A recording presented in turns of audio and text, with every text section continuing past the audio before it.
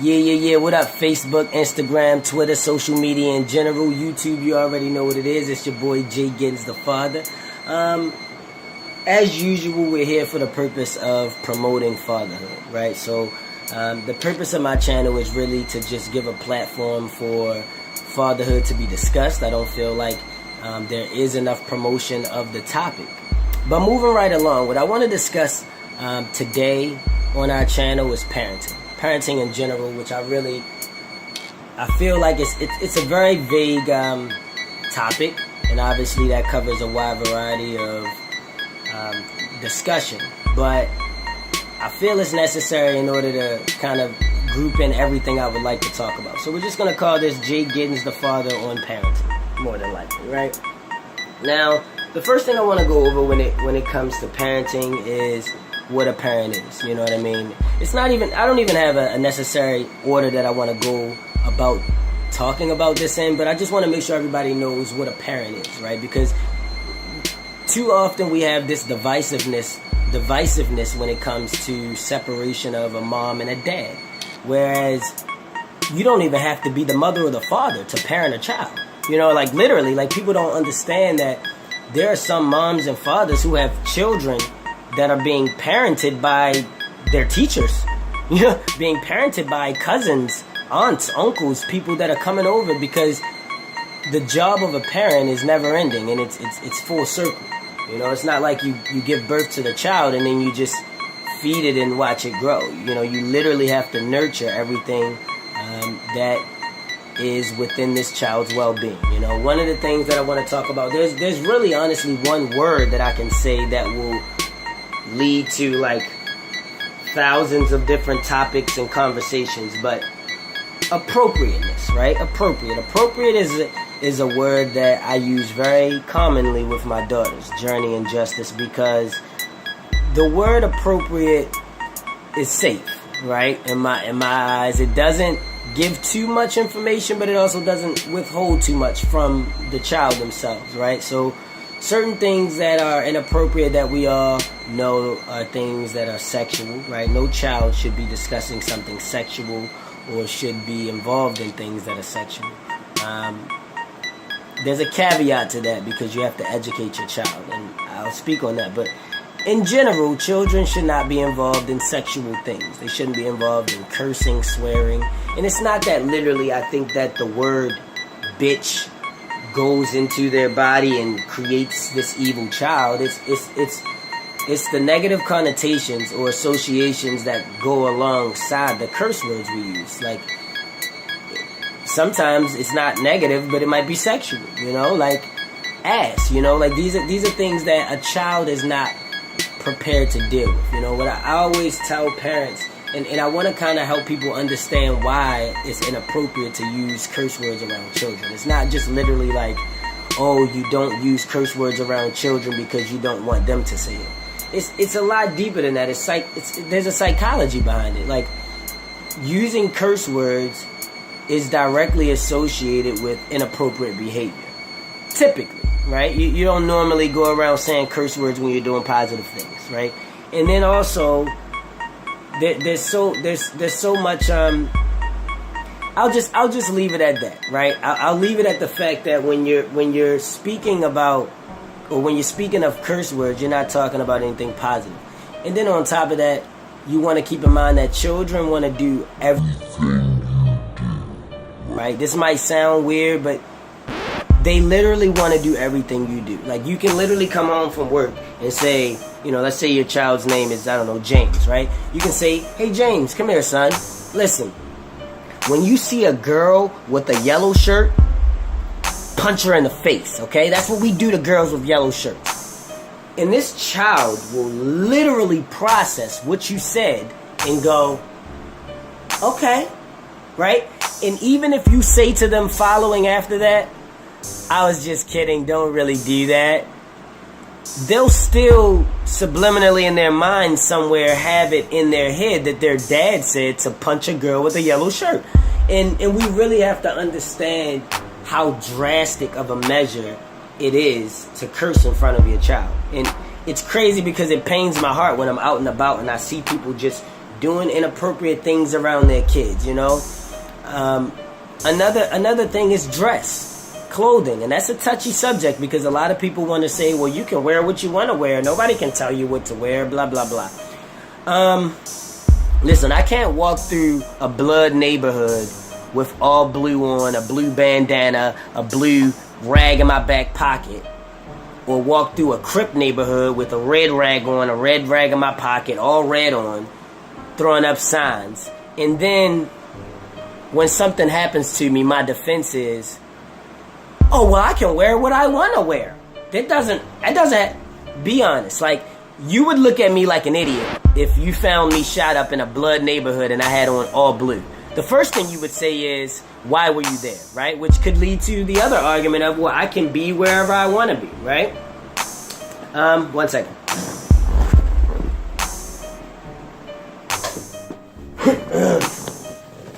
Now, of course we all know that that's not true, right? You can't just be anywhere that you want to be. But it's an ideal that some people actually hold dear to their heart. Like, they feel they can do whatever they want to do and nothing will happen to them. A lot of those people, unfortunately, end up on the back of milk cartons. I'm old. They end up on Google, you know, as a news story, or, you know, on YouTube by someone like myself doing a video on content. And they end up being a victim of crimes because they feel that they are an exception. And that goes, again, alongside, I was kind of digressing a little bit, but that goes alongside the appropriateness in teaching your child. You have to at least teach them what things are right and wrong and allow them to make their own decision when they become an adult. So things like sex, things like cursing around your child, things like conversations about things that they're not ready to take in yet. Like, people feel like I see videos with these little 8 and 9-year-old girls twerking. Like, these little girls twerking. They got these little girls with these little clothes on, shaking their butt and all of this stuff, and girls talking about boyfriends and kissing boys and shit at 8 and 9 years old, 10 years old, 11 years old. Like, that is insane. I can't understand how you can have a disdain or a hatred for pedophiles or pedophilia, but you're okay with that. How do you see like, I saw a story about a girl, or a woman, I guess, who was allowing her kids, these were kids like around 9 or 10 years old, to have a strip club type of environment, and like had the kids throwing money at the girls and the girls naked in front of them. And like, how do you expect a child to grow up and respect a woman after going through that? And they're seeing a woman let them do it. It makes no sense. And then, you know, and then they'll want to punish that child when he does something. If that child goes to school and he smacks a girl on her ass, or he takes some dollars and throw it at the girl and touch her titty, you know what the mom's gonna do? How dare you? Smack him up. She's gonna come up to the school, cuss him out and everything. And you taught him.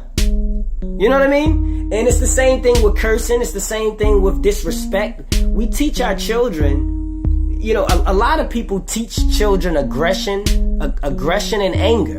And a lot of the times it might be because they have it pent up inside. But at the end of the day, I don't care why. You teach a child aggression and anger, and they go to school and they fight. Or they go outside with their friends and they fight. Or they grow up and become an adult and they fight. And the reason that they fight is because they're taught, no matter what, this is what you do, right? Nobody teaches, not nobody, but a lot of people don't teach their children how to appropriately de-escalate situations. Nobody teaches de-escalation. They teach, oh, if somebody do something to you, you fight.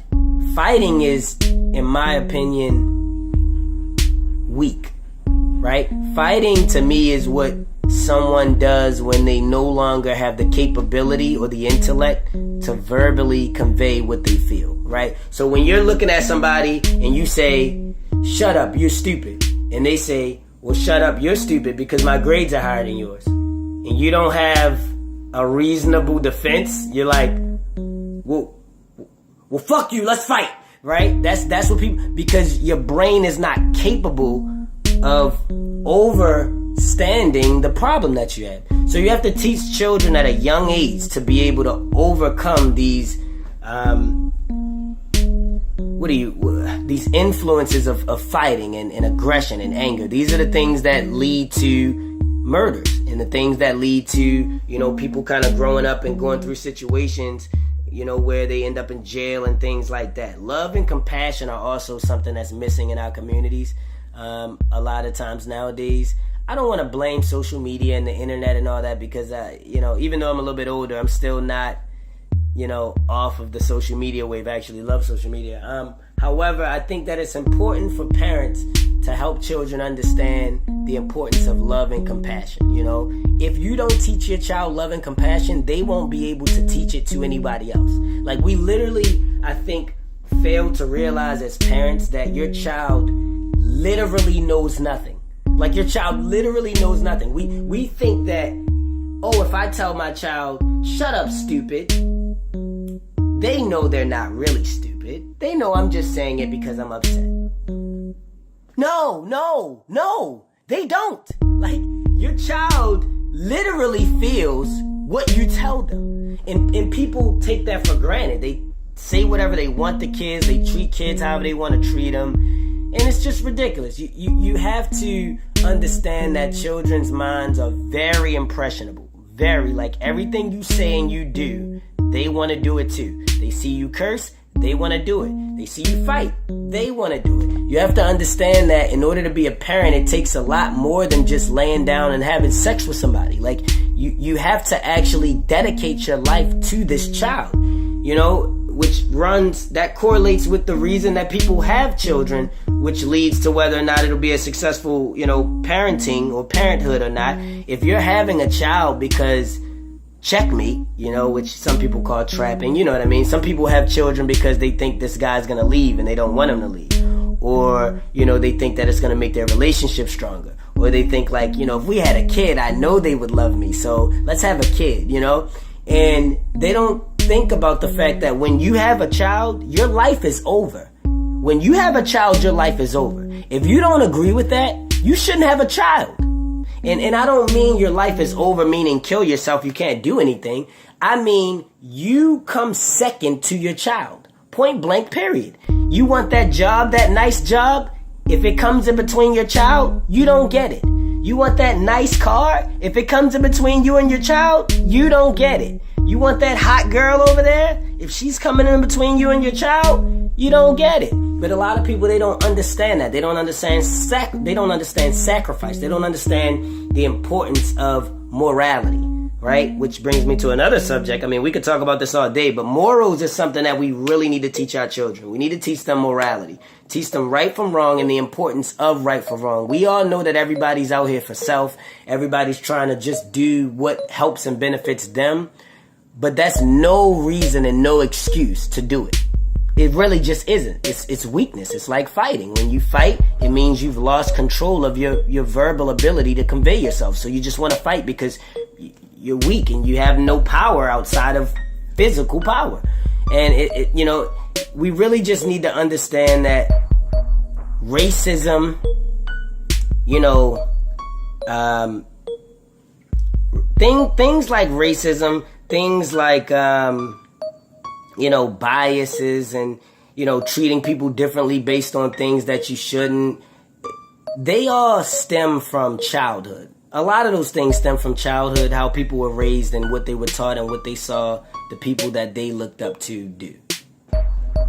So, with that being said, it just places all the more emphasis on the fact that everything that we teach our children is more important than we could even imagine. Like, literally, when you teach your child something, you are teaching every person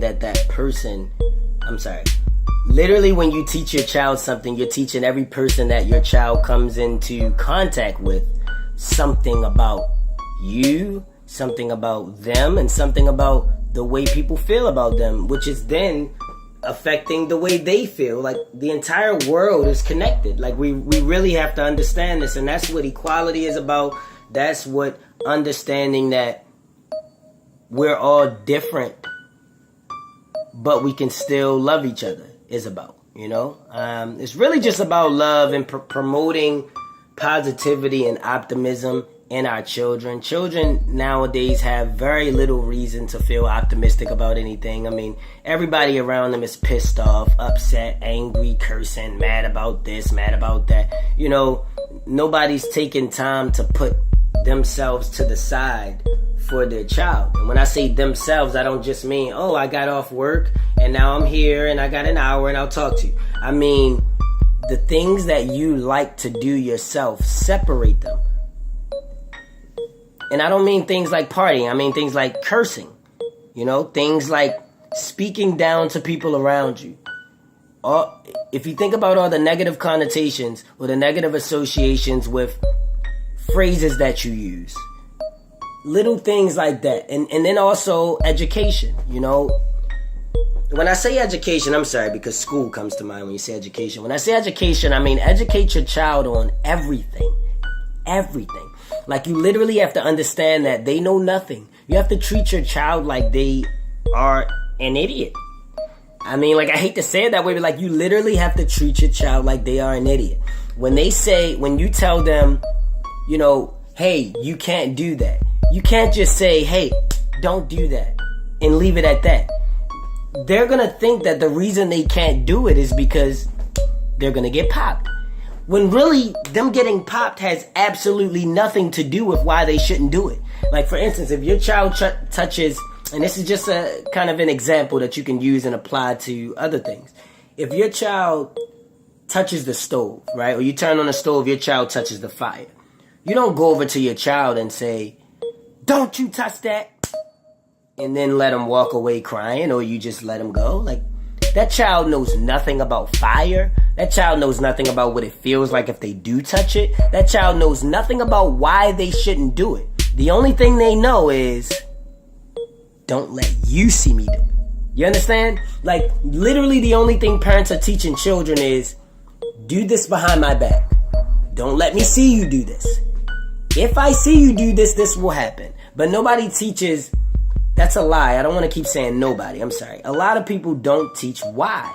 The why is so important, because if you don't teach the why, then you literally did nothing but show them how to do it behind your back, or that they should just do it without you, rather than showing them what the negative effects are and letting them kind of make the decision for themselves, which goes hand in hand in having faith in your child's ability to think for themselves and be their own person, rather than looking at them as if they are property, right? A lot of people just kind of view children as property. That's my child, you know.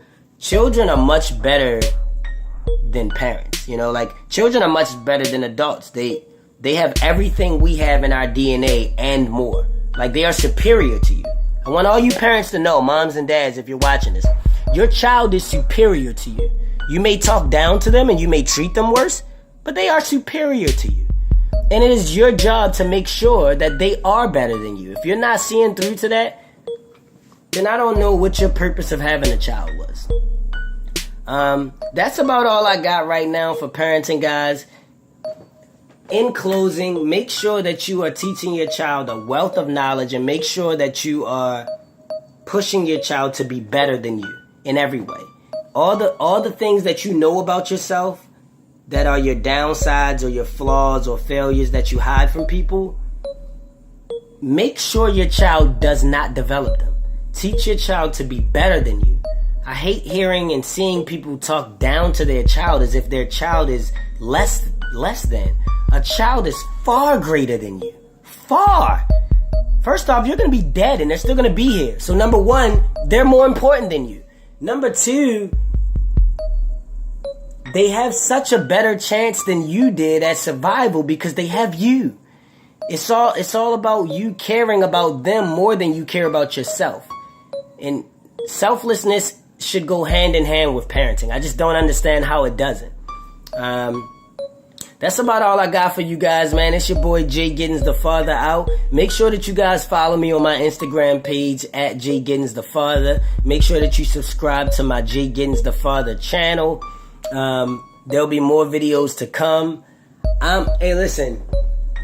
I'm a normal guy who goes through normal things and has, problems in life as everybody else does. So I just want to say, thank you guys for listening to me. Thank you guys for following me if you are. And thank you for understanding that, you know, I genuinely care about parenting. I genuinely do. I reflect back on my own childhood, and there's countless things that could have been done better. It's my job to make sure that all those things are applied to my own children and you guys, in terms of teaching you or showing you what I know and how I go about doing parenting, or doing parenting as if it's a job, how I go about parenting my own children. I hope you guys took something from this. Share it with your friends and family, and make sure that we invest in our children. They are our future. JGiddins out.